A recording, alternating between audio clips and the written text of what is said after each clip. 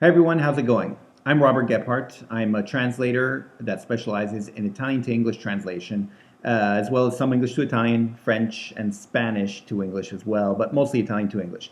I'm a translator, not an interpreter. As you can probably tell by hearing me, I have this lisp that when I become conscious about it really starts coming out. Hopefully it won't bother you guys too much. Anyway, I just wanted to make a short video that just talks about some translation tips and translation help and advice that I come across and that I didn't include in my book. And so I just want to share it with you guys here. And I figured this would be a good method to try that out. So let me jump right to it. The first thing that I want to talk about is called boomerang, spelt exactly like that thing you throw and comes right back.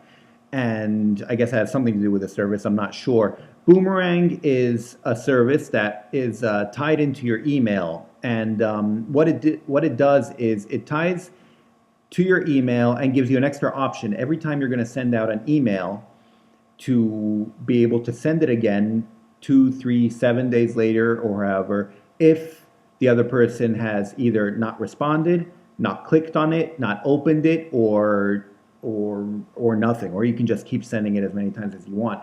Now the reason this could come in useful is I'm sure all of your translators have had issues with clients who need a translation from you and had a strict deadline that you met.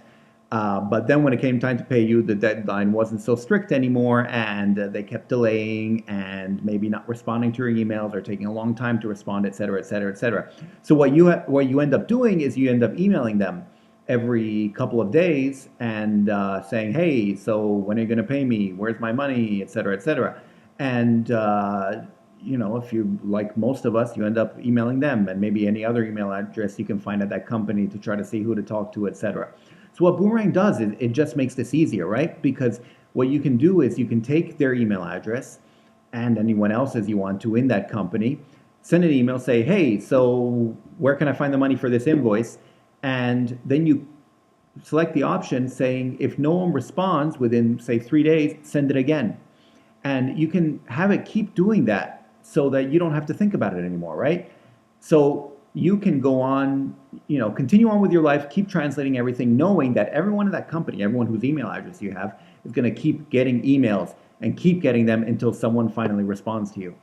And so I find it useful, and I should mention that it is free, first of all. I never paid them anything for it. Second of all, I use it with Gmail, and it works well through that, but it's like a Chrome extension that I use with Gmail. Now, according to its website, you can use it for all other email, or most other email clients, I guess. But I never tried it with that. I don't know if it's also free for that or what the limitations are there. However, if you can get it, and a lot of people, I think most people now use Gmail anyway, so if you can get it for Gmail, I'd highly recommend at least having the option there so you can just send emails out and not have to worry about it. I should also mention that I am not getting paid by Boomerang for saying this. I have no affiliation with them. I have nothing to do with them. I just happen to come across the product and like it. Any other product or service or good or whatever that I mention, I have no affiliation with, by the way. I'm just saying stuff that I happen to see and use and like, or maybe not like. And so, I'll be talking about that as well. But anyway, that's it with Boomerang. I should learn how to write what the topics are here, but I don't know, so bear with me. This is my first video, so please bear with me. I'm rambling a bit. Anyway, that's it for Boomerang. The second point I have is not so much advice as just a suggestion maybe for some of you. This will be for those of you who are in finance or entrepreneurship or a bit of both. And that's what's so great about the translation world, by the way. You find people in all walks of life, right? You find people that are in the legal profession, maybe medical, marketing, art history, finance, computers, everything. So you get really a great mix of people that are all different from all walks of life.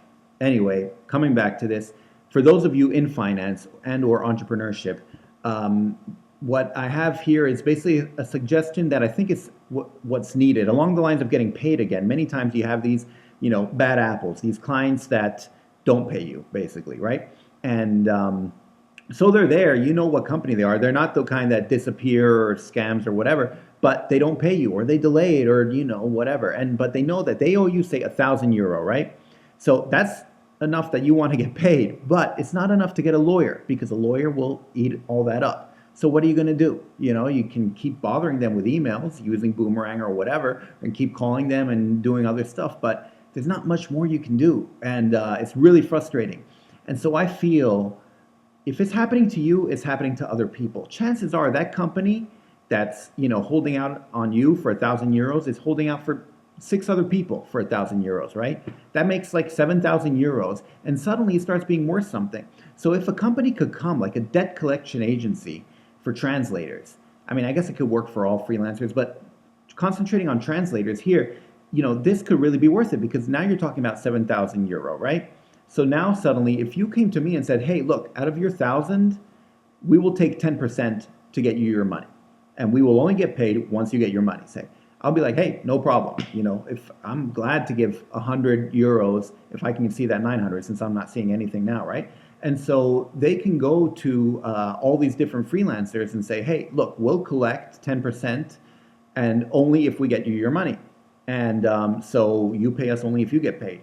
And to me, it sounds like a great deal. I honestly think if this is something you think you could do, if you announce it on pros.com, Translators Cafe, any of those websites, I mean, you'll have a bunch of people jumping on board. And so I have no idea what the legalities or legal financial intricacies of this whole thing would be, but I just think it will be a great idea, because if you can collect a bunch of people, you can start making some decent money, because 7 people, that's €700, but that's from one client defrauding these 7 people, right? You're going to have, like, if you have, say, 10 different companies defrauding all these people, then you start talking about real money, and it can be worth it for you. So, but again, you'll have to be entrepreneurial and, and on the financial side to do this and want to do it. I just think it's a great opportunity. Anyway, enough rambling. That's all I wanted to say. Those 2 points: 1, Boomerang; 2, this idea about a debt collection agency for translators. And that's all I have to say. And so let me know what you thought of this tip. If you want more tips and other things, you can let me know in the comments here below. And any other form of constructive criticism helps as well. And thanks again for watching, and I'll probably see you on another video at some point soon. Bye.